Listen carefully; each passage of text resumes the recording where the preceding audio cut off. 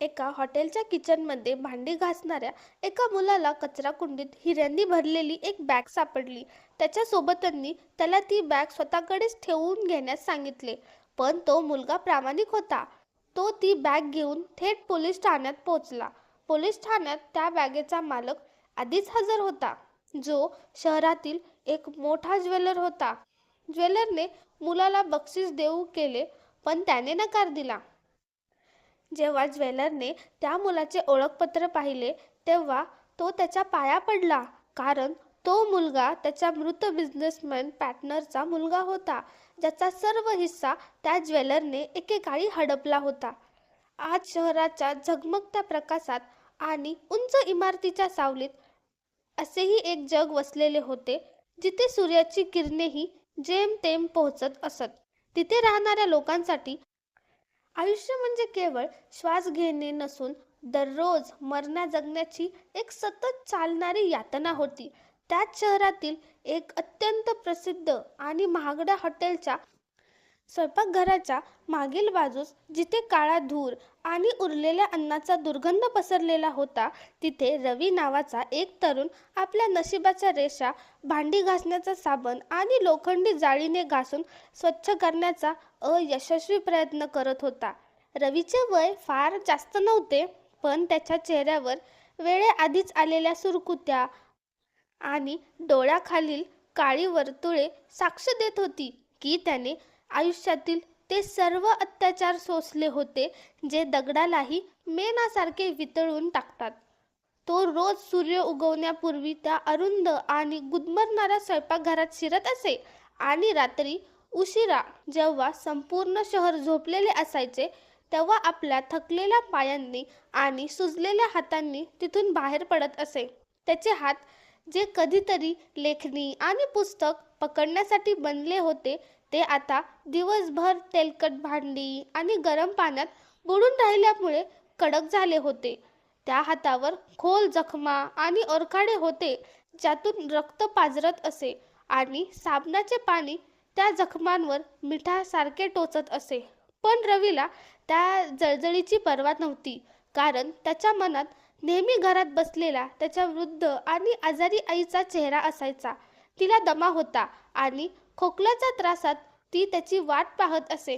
त्याची लहान बहीणही होती, जिला शाळेची फी न भरल्यामुळे शाळेतून काढून टाकण्यात आले होते आणि जी आता घरी शिवणकाम करून आईला मदत करत असे. रवीच्या वडिलांच्या मृत्यूला अनेक वर्ष उलटली होती आणि तेव्हापासून हा मुलगा लहान वयातच जबाबदारीचे ओझे उचलून आयुष्यातील कठोर सत्याशी लढत होता. वडील गेल्यानंतर घराची संपूर्ण जबाबदारी त्याच्या नाजूक आणि कमकुवत खांद्यावर आली होती. त्याचे वडील धर्मवीर, अत्यंत सभ्य आणि तत्त्वांनी जगणारे माणूस होते. त्यांनी आयुष्यात कधीही आपल्या प्रामाणिकपणाचा सौदा केला नाही आणि मरतानाही रवीला हीच शिकवण दिली: पोरा, भूक सहन कर, पण कधी कोणाचा हक्क हिरावून घेऊ नकोस. हॉटेलचा मालक अत्यंत कडक, रुक्ष आणि शिवराळ स्वभावाचा होता. साध्या चुकीवरही कर्मचाऱ्यांना सर्वांसमोर अपमान करणे तो आपले कर्तव्य समजत असे. रवी तर त्याचे आवडते लक्ष होता, कारण तो गपचूप सर्व सहन करत असे आणि कधीही उलटून उत्तर देत नसे. त्या दिवशी हॉटेलमध्ये प्रचंड गर्दी होती. कदाचित एखाद्या मोठ्या मेजवानीचे आयोजन होते किंवा सण असल्यामुळे असे होत होते. भांड्याचे ढीग संपायचे नावच घेत नव्हते. रवीच्या कमरेत प्रचंड वेदना होत होत्या आणि भुकेमुळे त्याच्या डोळ्यासमोर अंधारी येऊ लागली होती, कारण त्याने सकाळपासून फक्त एकच चपाती खाल्ली होती. तरीही तो थांबू शकत नव्हता. त्याला माहिती होते की थोडासा आळसही त्याची नोकरी घालवू शकतो आणि जर नोकरी गेली तर घरात औषधे कशी येणार. रात्रीचे 2 वाजले होते जेव्हा शेवटचा ग्राहक निघून गेला. हॉटेलचे दिवे आता मंद झाले होते. रवी आणि त्याचा एक साथीदार अमित स्वयंपाकघराच्या स्वच्छतेत गुंतले होते. अमित दुनियादारी समजणारा मुलगा होता. तो नेहमी रवीला म्हणायचा, प्रामाणिकपणाने फक्त भूक मिळते. जर या जगात जगायचे असेल तर थोडे हात साफ करायला चोरी करायला शिक. पण रवी नेहमी हसून त्याची गोष्ट टाळत असे, कारण त्याच्या मनात देवाचे भय आणि वडिलांनी दिलेली शिकवण कोरलेली होती. स्वच्छता पूर्ण झाल्यानंतर तिथल्या सुपरवायझरने रवीला आदेश दिला की मागील दरवाजाजवळ असलेला कचऱ्याचा मोठा ड्रम बाहेर गल्लीतील कचरा कुंडीत रिकामा करून ये. थकलेल्या शरीराने रवीने तो जड ड्रम उचलला. त्याच्या हातात तीव्र वेदना होत होत्या, पण त्याने हिंमत हारली नाही आणि ड्रम ओढत मागील दरवाजाकडे नेला. बाहेर गल्लीत गडद अंधार होता. सगळीकडे शांतता होती. कुठेतरी लांब कुत्र्यांचा भुंकण्याचा आवाज येत होता. थंड हवा त्यात फाटलेल्या शर्टातून शरीराला स्पर्श करत होती, ज्यामुळे तो घाबरला. जसे त्याने कचरा मोठ्या कुंडीत रिकामा केला, तसे कुजलेल्या अन्नासोबत आणि हाडांसोबत एका काळ्या रंगाच्या चामडीची बॅग बाहेर पडली. कदाचित ती बॅग चुकून एखाद्या कर्मचाऱ्याकडून कचऱ्यात गेली असावी किंवा एखाद्या ग्राहकाची पडली असावी, ज्याकडे कोणाचे लक्ष गेले नसावे. रवीची नजर त्या बॅगवर पडताच तो थबकला. त्याने इकडे तिकडे पाहिले. गल्ली ओस पडली होती. पाहणारं कोणीच नव्हते. तो वाकला आणि त्याने बॅग उचलली.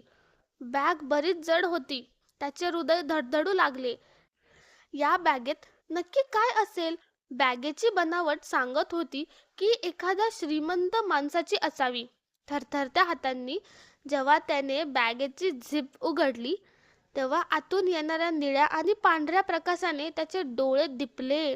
ती बॅग हिऱ्यांच्या दागिन्यांनी, सोन्याच्या बिस्किटांनी आणि मौल्यवान रत्नांनी भरलेली होती, ज्याची चमक त्या अंधाऱ्या गल्लीतही स्पष्ट दिसत होती. रवीचे भान हरपले, कारण त्याने आयुष्यात कधीही इतकी संपत्ती एकाच वेळी पाहिली नव्हती. हे लाखो कोटींचे नाही, तर कदाचित अब्जावधी रुपयांचे धन होते. त्याचे हात कापू लागले आणि बॅग पडता पडता वाचली. हाच तो क्षण होता जेव्हा माणसाचा इमान डळमळीत होतो आणि चुकीचे विचार मनावर हल्ला करतात. रवीला लगेच त्याच्या आजारी आईची आठवण आली, जिच्यावर पैशाअभावी उपचार होऊ शकत नव्हते आणि डॉक्टरांनी सांगितले होते की शस्त्रक्रिया झाली नाही तर ती वाचणार नाही. त्याला त्याच्या लहान बहिणीचा उदास चेहरा आठवला, जी शाळेत जाण्यासाठी आसुसलेली होती. त्याला आपले मोडकळीस आलेले घर आणि ते कर्ज देणारे लोक आठवले, जे रोज दारात येऊन शिव्या देत असत. त्याला वाटले की ही संपत्ती त्याच्या सर्व अडचणींचे उत्तर आहे. तो या शहरापासून दूर जाऊ शकतो, आईवर उपचार करू शकतो, नवीन घर घेऊ शकतो आणि सुखाचे आयुष्य जगू शकतो. तो याच गोंधळात होता की अचानक मागून अमितचा आवाज आला, ज्यामुळे रवी दचकला. अमित हे पाहण्यासाठी मागे आला होता की रवीला इतका वेळ का लागतोय. अमितने जेव्हा बॅग उघडली आणि त्यातील चमकते हिरे पाहिले, तेव्हा त्याचे डोळे आश्चर्याने आणि लोभेने विस्फारले. तो धावत रवीकडे आला आणि बॅगेला स्पर्श करून पाहिले. अमितचा श्वास जणू थांबला. त्याने थरथरत्या आवाजात विचारले, रवी, हे तर खरे हिरे आहेत. आपली तर लॉटरी लागली. आता आपल्याला कोणाची उष्टी भांडी घासावी लागणार नाहीत आणि त्या मालकाच्या शिव्याही ऐकाव्या लागणार नाहीत. लवकर ही बॅग लपून टाक आणि इथून निघून जाऊया. कोणालाच कळणार नाही. आपण हे अर्धे अर्धे वाटून घेऊ आणि हे शहर कायमचे सोडून देऊ. अमित रवीला समजावत होता आणि त्याचा खांदा हलवून म्हणाला, हे बघ, ही बॅग कचऱ्यात पडलेली होती. याचा मालक ती हरवून बसला आहे. ती कुठे गेली आणि त्यालाही माहीत नसेल. आता हे आपले आहे. हे देवाचे बक्षीस आहे. याला नाकारू नकोस. तुझी आई तळमळतीये. ही बॅग तिचा जीव वाचवू शकते. ही संधी पुन्हा पुन्हा मिळणार नाही. रवीचे मन आणि मेंदू जणू युद्धाचे मैदान बनले होते. एकीकडे आधीच्या गोष्टी होत्या ज्या त्याला पटत नव्हत्या आणि दुसरीकडे त्याचा विवेक होता, जो त्याला टोचत होता. त्याला वाटत होते की जर त्याने ही बॅग ठेवली तर तो आईवर उपचार तर करू शकेल, पण तिच्या डोळ्यात डोळे घालून कसे पाहिल. अमितने रवीच्या हातातून बॅग हिसकवण्याचा प्रयत्न केला आणि म्हणाला, तुला भीती वाटत असेल तर मला दे, मी सांभाळतो. पण रवीने बॅग घट्ट पकडली आणि छातीशी लावली. त्याच्या मनात त्याच्या वडिलांचा थकलेला आणि तेजस्वी चेहरा उमटला. शेवटच्या क्षणी जेव्हा ते अंथरुणावर होते तेव्हा वडिलांनी रवीचा हात पकडून म्हटले होते, पोरा, मी तुझ्यासाठी कोणतीही मालमत्ता किंवा बँक बॅलन्स सोडत नाहीये, पण एक गोष्ट सोडून जात आहे आणि ती म्हणजे इज्जत आणि प्रामाणिकपणा. याला कधी डाग लावू देऊ नकोस, नाहीतर माझ्याशी नजर मिळवू शकणार नाहीस. आणि लक्षात ठेव, हरामाच्या कमाईने खरेदी केलेले औषध कधीच गुण देत नाही. वडिलांच्या या शब्दांनी रवीमध्ये नवी शक्ती भरली. त्याने अमितला मागे ढकलले आणि ठामपणे सांगितले, नाही अमित, हे माझे नाही आणि तुझेही नाही. ही कोणाची जरी अमानत आहे. तो म्हणाला, याचा खरा मालक आता काय अनुभव असेल याचा विचार कर. कदाचित ही कोणाची तरी आयुष्याची पुंजी असेल किंवा कोणाच्या मुलीच्या लग्नाचे दागिने. म्हणून मी हे ठेवू शकत नाही. अमितने कपाळावर हात मारला आणि रवीला झिजकारत म्हटले, तू वेडा झाला आहेस रवी. कसला प्रामाणिकपणा आणि कसले तत्व. या केवळ पुस्तकी गप्पा आहेत. दुनिया क्रूर आहे आणि इथे कोणी कोणाचा विचार करत नाही. श्रीमंताकडे अजून खूप असेल, आपल्याकडे काहीच नाही. ही संधी पुन्हा मिळणार नाही. मला दे, मी स्वतः ठेवून घेईन. पण रवीने निर्णय घेतला होता.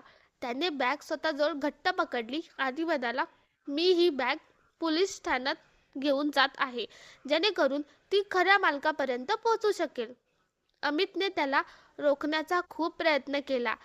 त्याला मूर्ख म्हटले आणि धमकीही दिली की तो सर्वांना सांगून टाकेल. रवीवर चोरीचा संशय येऊ शकत होता, पण त्याचे पाऊल थांबले नाही. तो वेगाने गल्लीतून बाहेर आला. त्याचे हृदय धडधडत होते आणि कपाळावर घाम आला होता.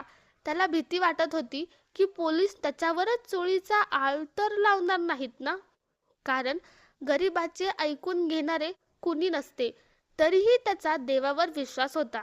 त्याने विचार केला की ज्याने मला ही बॅग हराम समजून ठेवण्यापासून रोखले आहे, तोच देव माझे रक्षण करेल. पोलीस स्टेशन जास्त लांब नव्हते, पण तो रस्ता रवीला लांब वाटत होता. रात्रीची शांतता त्याची भीती वाढत होती. शेवटी तो पोलीस स्टेशनच्या दरवाजाजवळ पोहोचला. तिथे एक चौकीदार उभा होता. रवीने हिंमत एकवटली आणि आत प्रवेश केला. पोलीस ठाण्याचे वातावरण भीतीदायक होते. समोरच्या मोठ्या टेबलावर SHO साहेब बसले होते आणि त्यांच्या समोर एक मध्यमवयी माणूस डोकं पकडून रडत होता. तो माणूस महागड्या सूटमध्ये होता, पण त्याची अवस्था फार वाईट होती. तो वारंवार हात जोडून SHOंना म्हणत होता, साहेब, मला मदत करा, माझे आयुष्य उद्ध्वस्त होईल. ते हिरे माझी संपूर्ण पुंजी होती. मी मुलीच्या लग्नाची तयारी करून परतत होतो आणि ती बॅग कुठे पडली किंवा कोणी चोरली मला माहित नाही. माझ्या इज्जतीचा प्रश्न आहे. माझे दिवाळे निघेल. HOंना त्याला सांत्वन देत होते. त्यांच्या आवाजात हलगर्जीपणा होता. रवीने दीर्घ श्वास घेतला आणि पुढे आला.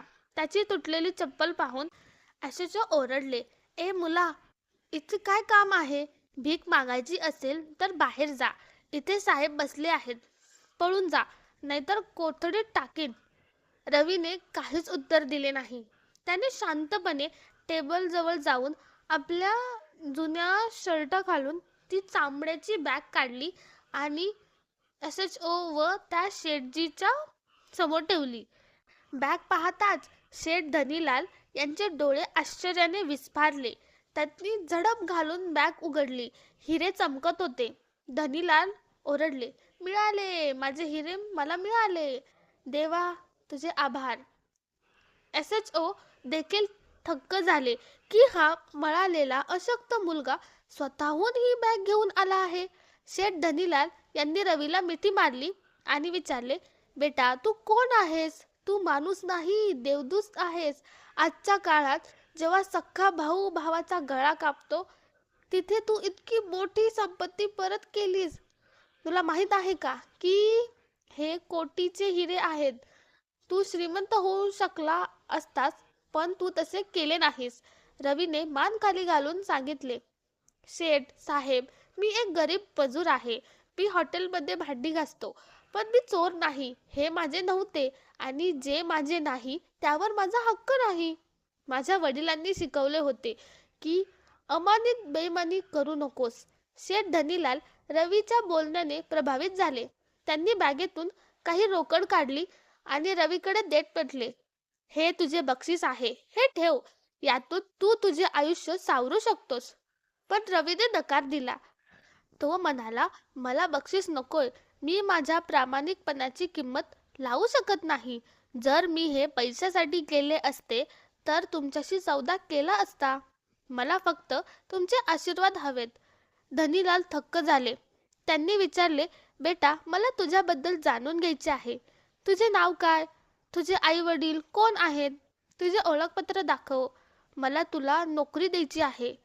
रवीने थोडे कचरत खिशातील जुने दुमडलेले ओळखपत्रे त्याच्या हातात दिले. शेठ धनीलाल हसत हसत ते कार्ड वाचू लागले. पण जशी त्यांची नजर रवीच्या नावाखालील वडिलांच्या नावावर पडली, तसे त्यांच्या चेहऱ्यावरचे हसू गायब झाले. तिथे मोठा धक्का आणि भीती आली. त्यांचे हात थरथरू लागले. चेहरा पांढरा पडला. कार्डवर नाव होते, धर्मवीर मंडलिक. हे नाव पाहताच धनीलाल लटपटले आणि जमिनीवर गुडघ्यावर बसले. त्यांना आपला काळवंडलेला भूतकाळ डोळ्यासमोर दिसू लागला. लोकांनी त्यांना सावरले आणि विचारले, शेठ साहेब, काय झाले? अचानक प्रकृती बिघडली का? धनीलाल यांच्या मनात वादळ उठले होते. हे नाव म्हणजे त्यांच्या भूतकाळातील तो गुन्हा होता जो त्यांनी संपत्तीच्या जोरावर दाबला होता. 30 वर्षांपूर्वी धनीलाल आणि धर्मवीर यांनी एकत्र व्यवसाय सुरू केला होता. धर्मवीर त्यांचा जिवलग मित्र होता, पण धनीलाल यांनी फसवणूक करून सर्व कागदपत्रे स्वतःच्या नावावर केली आणि धर्मवीरला व्यवसायातून बाहेर काढले. गरिबी आणि धक्क्यांनी वारले. त्यांचे कुटुंब रस्त्यावर आले. पण आज त्याच्या मुलाने रवीने धनीलाल यांची हरवलेली संपत्ती आणि इज्जत परत करून त्यांना आसरा दाखवला होता. धनीलाल यांनी सावरून रवीला आपल्या ऑफिसमध्ये नेले. तिथे त्यांनी रवीला विचारले, बेटा, तुझे वडील धर्मवीर मंडलिक काय काम करायचे? रवीने जड अंतकरणाने सांगितले, ते सराफी काम जाणत होते, पण एका मित्राने त्यांना फसवले, ज्यामुळेच ते कधीच सावरू शकले नाहीत. शेवटच्या क्षणीही ते त्या मित्राचे नाव घेत होते आणि सांगत होते की प्रामाणिकपणा सोडू नकोस. हे ऐकून धनीलाल स्वतःला रोखू शकले नाहीत. ते रवीच्या पाया पडले आणि लहान मुलासारखे रडू लागले. तेव्हा म्हणाले, बेटा, मी मोठा माणूस नाही, तर जगातील सर्वात नीच माणूस आहे. मीच तो धनीलाल आहे ज्याने तुझ्या वडिलांचा विश्वासघात केला. आज तुझ्या प्रामाणिकपणाने मला तोडून टाकले आहे. तू माझे हिरे परत करून माझ्या तोंडावर चपकार मारली आहेस. धनीलाल यांनी टेबलाच्या खाणीतून जुन्या फायली आणि कागदपत्रे काढली. त्या कागदपत्रानुसार त्या व्यवसायाचा 50% हिस्सा रवीच्या वडिलांचा होता. धनीलाल म्हणाले, हे सर्व तुझे आहे, मला माफ कर. रवीला राग आला, पण त्याला वडिलांची शिकवण आठवली. त्याने धनीलाल यांना माफ केले आणि अट घातली की त्यांनी त्यांच्या आईची माफी मागावी. दोघेही रवीच्या झोपडी घरात गेले. तिथे ती आजारी आई पाहून धनीलाल यांचं शरीर कापलं. त्यांनी आईचे पाय धरून माफी मागितली. त्या वृद्ध माऊलीने त्यांना माफ केले. दुसऱ्या दिवशी धनीलाल यांनी कायदेशीररित्या व्यवसायाचा अर्धा हिस्सा आणि अनेक वर्षाचा नफा रवीच्या नावावर केला. रवीने हॉटेलची नोकरी सोडली, पण प्रामाणिकपणा सोडला नाही. त्याने आईवर उपचार केले, बहिणीचे लग्न लावून दिले आणि गरिबांसाठी काम सुरू केले. रवीची गोष्ट शहरात पसरली. लोकांना वाटले की त्या बॅगेने त्याचे नशीब बदलले, पण सत्य हे होते की त्याच्या प्रामाणिकपणाने त्याचे नशीब बदलले होते. तर मित्रांनो, तुम्हाला ही कथा कशी वाटली आम्हाला कमेंट करून नक्की सांगा. आणि जर तुम्हाला ही कथा आवडली असेल तर आमच्या ट्रू स्टोरी चॅनलला सबस्क्राईब करायला विसरू नका. Thanks for watching.